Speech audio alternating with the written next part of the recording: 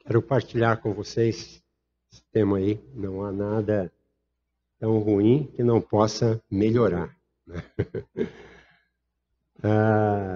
O texto é de 2 Reis, capítulo 6,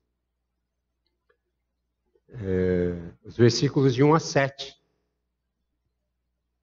Os discípulos dos profetas disseram a Eliseu: Eis que o lugar em que moramos com você é pequeno demais para nós. Vamos até o Jordão, tomemos de lá, cada um de nós, uma viga e construamos um lugar para morar. Ele respondeu: Vão. Mas um deles disse: Tenha a bondade de ir com estes seus servos. Eliseu disse: Eu irei. E foi com eles. Quando chegaram ao Jordão, cortaram madeira. Aconteceu que, enquanto um deles derrubava um tronco, o machado caiu na água. Ele gritou: Ai, meu senhor! O machado era emprestado. O homem de Deus perguntou: Onde caiu? Ele mostrou-lhe o lugar. Então Eliseu cortou um galho, jogou-o na água, naquele lugar, e fez o ferro flutuar.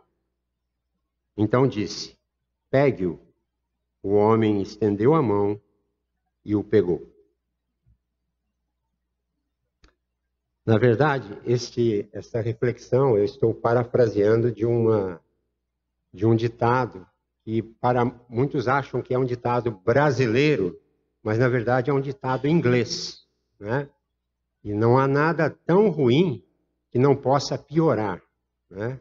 Na verdade o ditado é esse. E eu quero fazer uma mescla desse ditado com esse parafraseado que a gente fez aí, que não há nada tão ruim que não possa melhorar, né? Você já esteve numa situação difícil na vida, em que a realidade era muito ruim, você parou para pensar, o quadro era desanimador, e de repente acontece uma situação que se complica mais ainda. Já passou por isso?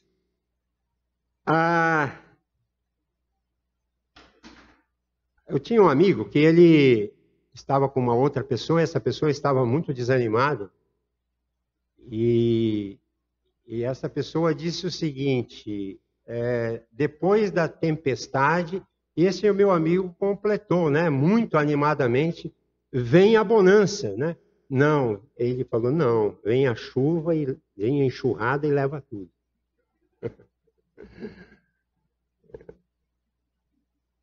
Nesse episódio aqui de Eliseu, é interessante que ele é um profeta que está vivendo no seu limite, né? No limite dos seus recursos. E a narrativa anterior relata uma situação que é bastante interessante. Ele estava com discípulos pobres que andavam, eram os pobres discípulos de profetas, na época de Eliseu, que saem então para o campo para encontrar algum tipo de comida, e eles buscavam aqueles tubérculos, né, com mandioca, alguma coisa, cogumelo, para poder se alimentar, mas eles às vezes achavam cogumelos bravos, mandiocas, e aquilo às vezes é gostoso no paladar, mas pode ser fatal quando chega ao estômago.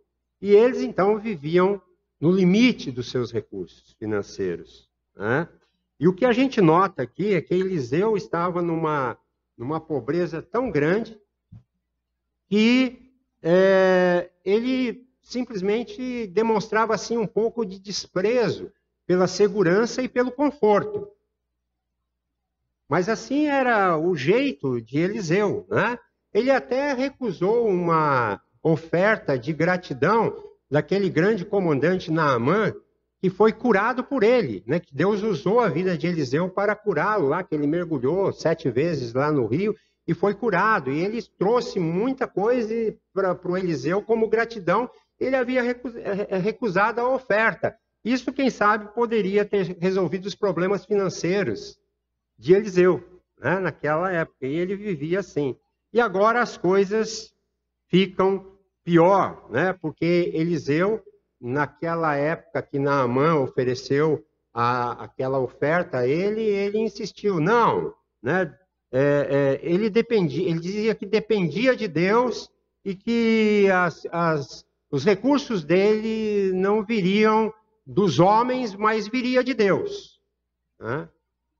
Então, a comida era pouca, a casa onde ele morava era pequena, os discípulos tomam um machado, um instrumento doméstico lá, básico, para cortar árvores, e era emprestado, e eles queriam, então, um pouco de bem-estar. Agora a gente pode pensar, o machado era assim, tão caro que não fosse acessível, né? E aí a gente tem duas respostas para isso. Primeiro, é que eles realmente viviam no limite dos seus recursos.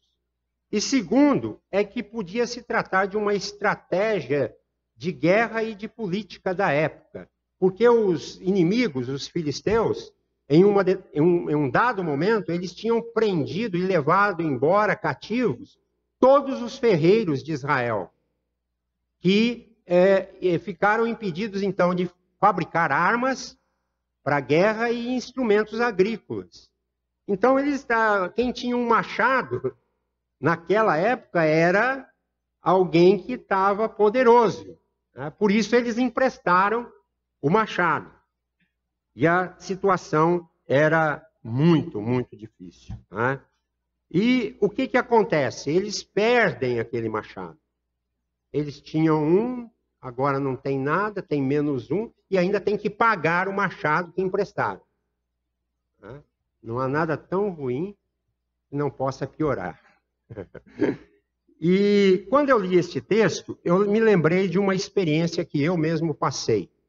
Eu fui 30 anos atrás, quando comecei o meu ministério, a fazer uma missão no interior do Paraná. Nós trabalhávamos com glebas e com pequenas aldeias indígenas e os recursos eram parcos. E eu resolvi, para complementar a renda, fazer ou criar abelhas. Assim eu fiz. E eu me lembro que um dado dia lá, eu tinha que mudar aquelas caixas de abelhas para um outro setor, e aquele dia não estava muito bem, um dia nublado, e precisava ir à tardezinha para fazer isso. Das 5 horas, 6 horas, para mudar aquelas caixas. Então, lá fui eu e a minha querida Ana, juntos. Chegamos ao local, só que eu não tinha o meio de transporte adequado para poder transportar aquelas caixas. Então, emprestei uma caminhonete do Lucas, que era um holandês, e fomos para lá. Chegamos no local, coloquei todas as caixas e o tempo estava fechando. Eu coloquei a minha roupa de apicultor, né? Para me proteger das abelhas e fui carregando, amarrei as caixas todas, tudo certo. Entrei na caminhonete e começou a pingar, a chuva começou a vir. E quando eu liguei o carro e fui dar a primeira partida, o carro deu um solavanco e uma das caixas desprendeu e caiu. O enxame alvoroçou e alvoroçou os outros enxames. E elas vieram para cima de mim. E eu, mesmo com aquela roupa, elas podem entrar e picar você. E eu, o que eu fiz? Eu corri para dentro do carro e a Ana também.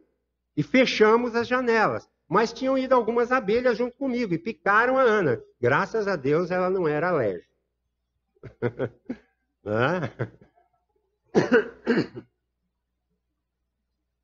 Formaram um cobertor em cima da caminhonete e aí a chuva despencou. Chuva, raio, tempestade. E nós ali. Aí eu falei, eu preciso sair daqui. Liguei o limpador de para-brisa para poder afastar as abelhas e eu poder enxergar o local. Não há nada ruim, tão ruim, que não possa piorar. E eu comecei a acelerar aquele carro, acelerar para... E o que aconteceu? Com a chuva, ele lameou e o carro atolou. Miséria pouca é bobagem, né? O carro atolou. E eu, no afã de querer tirar o carro dali, comecei a acelerar, acelerar, acelerar. De repente, começou a sair uma fumaça do motor. E o motor parou. Estávamos presos completamente naquele lugar. E a nuvem de abelhas em cima da caminhonete. A produção estava comprometida. O carro estava atolado. Nós presos dentro do carro e o motor estava fundido. Uma situação terrível. Oi? E não tinha celular. Não tinha celular. Então, bem, vou parar por aqui. Vocês querem saber o final da história, né? Vou deixar para depois. O salmista diz assim: um abismo chama outro abismo, ao ruído das tuas catadupas, todas as tuas ondas e vagas passaram sobre mim. Ele está se referindo a uma situação difícil. E o fato é que Deus, ele, às vezes, faz as coisas de determinada maneira e nos coloca num momento de oposição e, às vezes, de tristezas para alguma coisa, né, que ele queira nos ensinar. Então, por exemplo, assim, alguém que faz um empréstimo para saldar uma dívida e acaba fazendo uma dívida maior ainda. Né?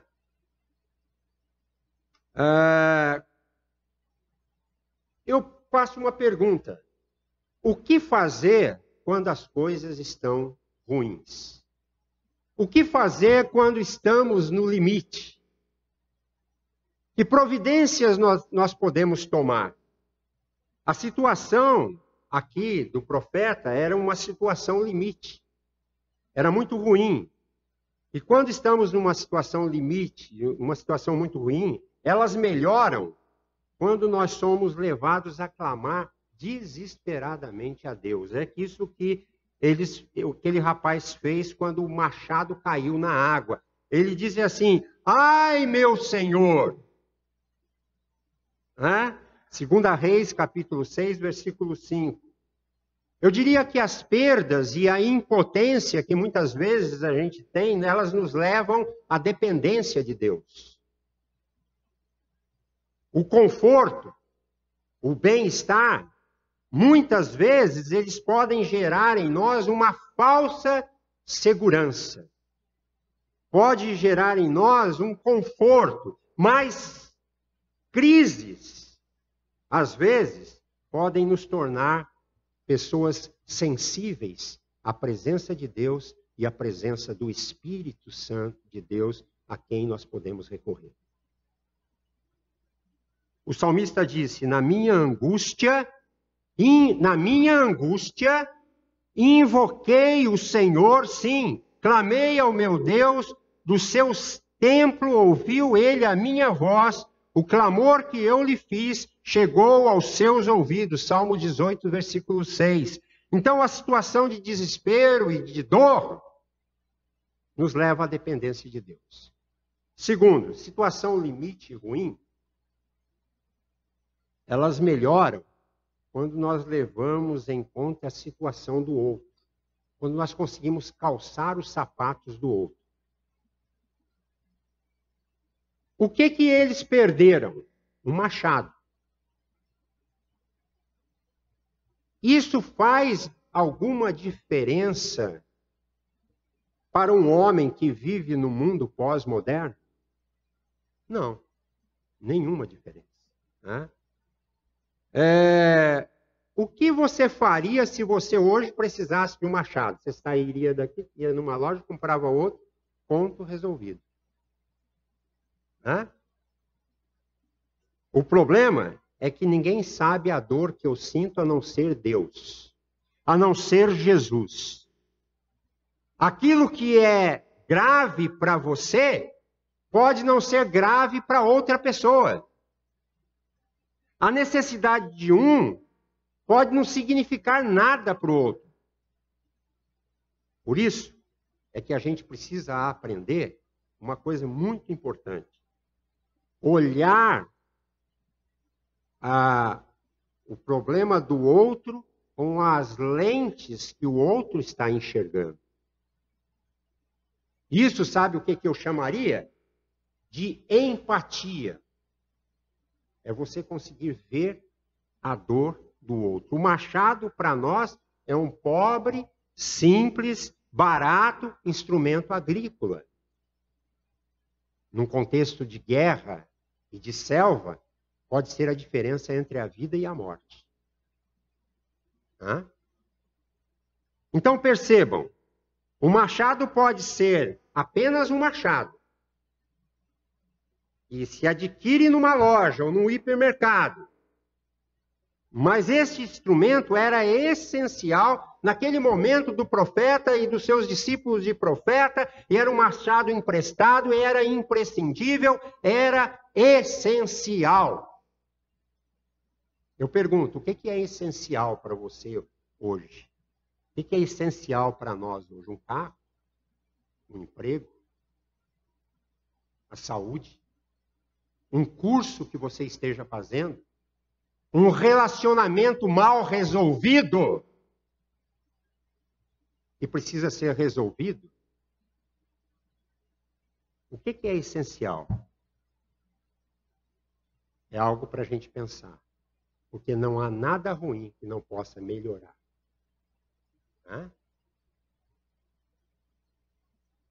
Mas, uma terceira colocação, em situações ruins, dentro de uma situação ruim, ela pode melhorar quando nós descansamos com a presença de Deus, quando temos a consciência da presença de Deus conosco.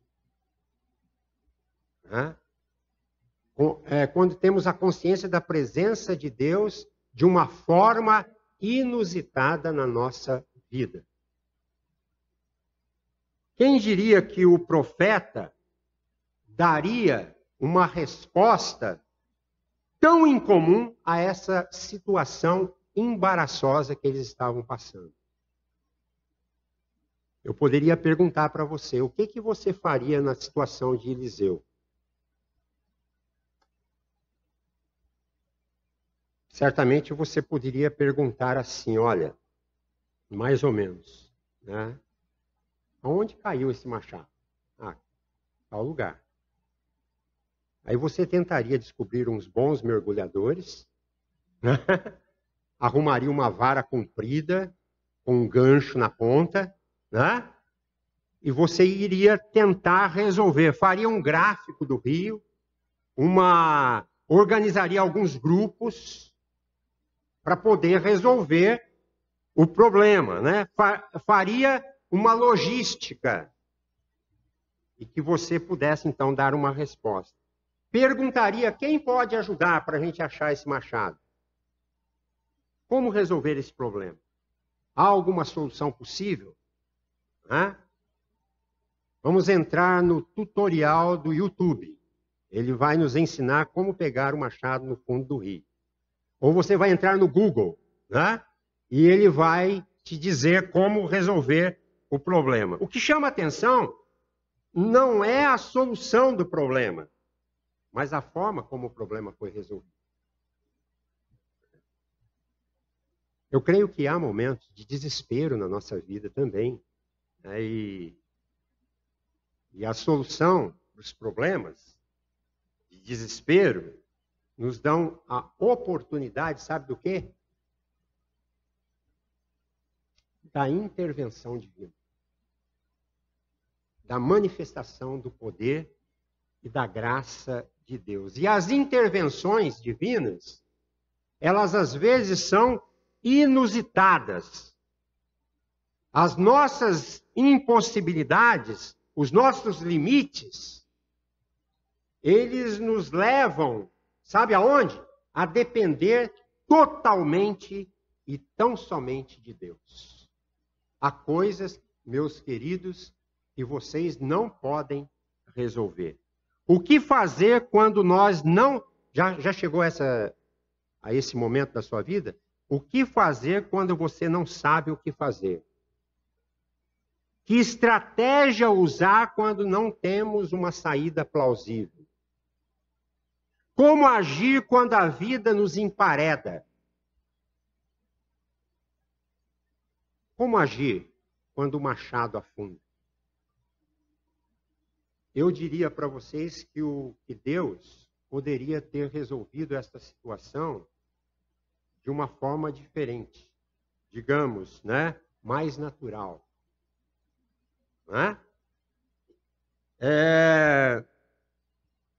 Ele podia ter ajustado algumas coisas que parecessem mais racionais, mas ele resolveu o problema sobrenaturalmente. Sobrenaturalmente. Muitas vezes ele faz as coisas de uma maneira natural, mas há outras vezes em que ele faz as coisas de uma maneira sobrenatural. E ele resolve fazer do jeito que ele quiser fazer. E às vezes ele faz de maneiras diferentes. Assim foi com Eliseu. O Eliseu jogou um galho de árvore no rio, o machado flutuou. Deus decidiu fazer de uma maneira sobrenatural. E alguma vez na sua vida você já viu um machado sem cabo flutuar? Acho que não. Né? Mas aqui o machado flutuou. Já viu quando alguém pergunta para uma pessoa, você sabe nadar? E ele responde para você, eu nado como um machado sem cabo. Vou para o fundo. O machado sem cabo vai para o fundo. Né? Como é que você nada? Você sabe nadar? Ou com um machado sem cabo? Então, aquele machado do Eliseu resolveu flutuar, passear na superfície da água. E por que Deus não usou um método natural para resolver o problema? Por que teria que ser através de um milagre? Porque Deus queria revelar a sua glória e o seu poder. Deus pode todas as coisas. E Ele faz o que Ele quiser. Há momentos na nossa vida de tensão, de angústia, de muitas coisas que nos acontecem, mas Deus faz o que Ele quer. Ele anda sobre as águas, Ele flutua o machado, Ele faz aves cair no deserto para o pessoal matar a fome, Ele cuida das pessoas, Ele levanta o cego, Ele ressuscita morto, Ele faz o que Ele quiser. A questão não é se Deus pode, a questão é se Deus quer. Porque quando Ele quer, não há ninguém que o impeça. Deus pode fazer todas as coisas. Não foi Ele que fez uma mulher de 90 anos. Não podia ter filhos. Ficar grávida. Não foi Ele que anunciou a uma adolescente de Nazaré e ela ficaria grávida do Espírito sem sequer que conhecesse um homem? Deus faz o que quer, quando quer e não pergunta a ninguém. Por quê? Porque Ele é Deus. É o Deus que você serve. É o Deus que está olhando para você. Por isso, não há nada ruim, tão ruim, que não possa melhorar. E aí, Você deve estar perguntando, como você escapou daquela, né? E naquele dia oramos dentro da caminhonete, porque acho que iríamos morrer ali. Estávamos completamente, desde as 5 horas e já era quase meia-noite. E nós estávamos presos lá dentro da caminhonete. Quando oramos a Deus, eu falei, eu vou ligar esse para-brisa, porque as abelhas tomaram conta nos vidros laterais e na frente de novo. E eu vou ligar o para-brisa para afastar as abelhas de novo. E quando eu liguei e vi, eu tive uma experiência à semelhança de que teve a experiência do pastor Joel. Outro dia ele contou uma experiência, quem sabe um dia ele conta de novo. A hora que depois da oração, a hora que eu limpei o para-brisa, eu vi um vulto branco vindo de longe. Todo de branco. Eu falei, Senhor, será um anjo? O que está acontecendo? E ele vinha na direção. Imagina aqueles filmes que vêm em câmera lenta, assim, né? e vinha na minha direção. Eu não sabia se ficava com medo ou acionava alguma coisa e vinha aquele vulto branco. E veio. Eu fui me afastando assim dentro da caminhonete, falando, tá vindo uma coisa aí que eu não sei o que é. E veio, se aproximou e veio na lateral aqui do vidro. De repente eu vi um passar de mão assim, é anjo, né? A hora que eu olhei bem assim, era o Luiz, o meu amigo, que era o meu ajudante do apiário.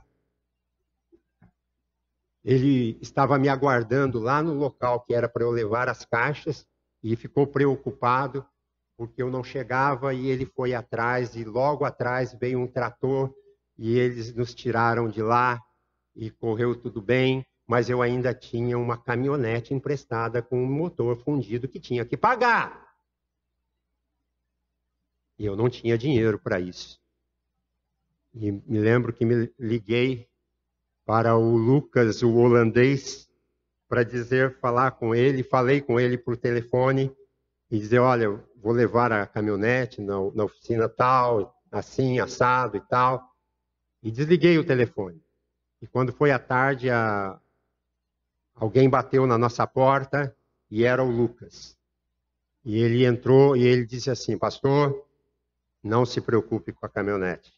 Eu já ia me desfazer dela mesmo. Já estou com outra nova lá, porque ele trabalha com agronegócio e ele tinha muitos recursos e ele falou assim, não se preocupe, isso aqui fica como doação aí para o ministério que você realiza. Não há nada tão ruim que não possa melhorar. Qual é a situação tua? E eu quero encerrar a mensagem desta noite dizendo como que estas coisas poderiam apontar de alguma maneira para a cruz de Cristo. O Evangelho ele revela para a gente a incapacidade nossa de resolver a questão mais séria da nossa vida, que é a salvação, é a sua salvação. A Bíblia afirma que todos nós, sem Cristo, estamos mortos em nossos delitos e pecados. Os nossos problemas espirituais não podem ser resolvidos sem Cristo. Em matéria de salvação, nós somos como um machado sem cabo. Nós estamos afundados no lodo. Só uma intervenção sobrenatural pode nos resgatar. Foi isso que Jesus fez. Ele assumiu o nosso lugar. Nos substituiu na cruz. Ele nos justificou diante do Pai. Ele assumiu a nossa condição de miséria.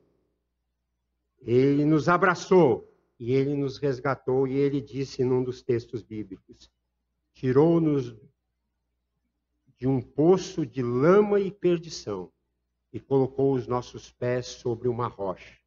Esta é a pedra de esquina, essa rocha, que é Jesus.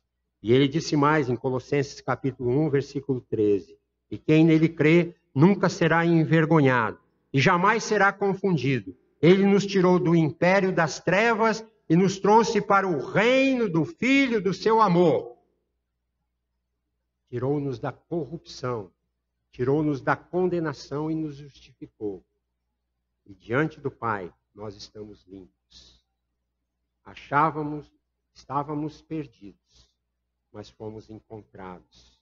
Estávamos em trevas e Ele colocou a luz. Estávamos afundados na lama e Ele nos fez flutuar no rio da sua graça. Que Deus abençoe você. E seja lá qual for a situação que você esteja enfrentando, não há nada tão ruim que não possa melhorar com a presença de Cristo Jesus andando conosco todos os dias da nossa vida. Amanhã entra segunda-feira e você possa continuar caminhando com Jesus, não só nesta noite memorável, neste culto maravilhoso, mas nessa segunda que se abre e que você possa ter a consciência de que Jesus está andando com você e Ele pode fazer flutuar as situações mais adversas da sua vida e dizer que Ele é Deus, Ele é o teu Deus, Ele é o teu Senhor, se preocupa com você e fará você flutuar na sua graça. Que Deus nos abençoe.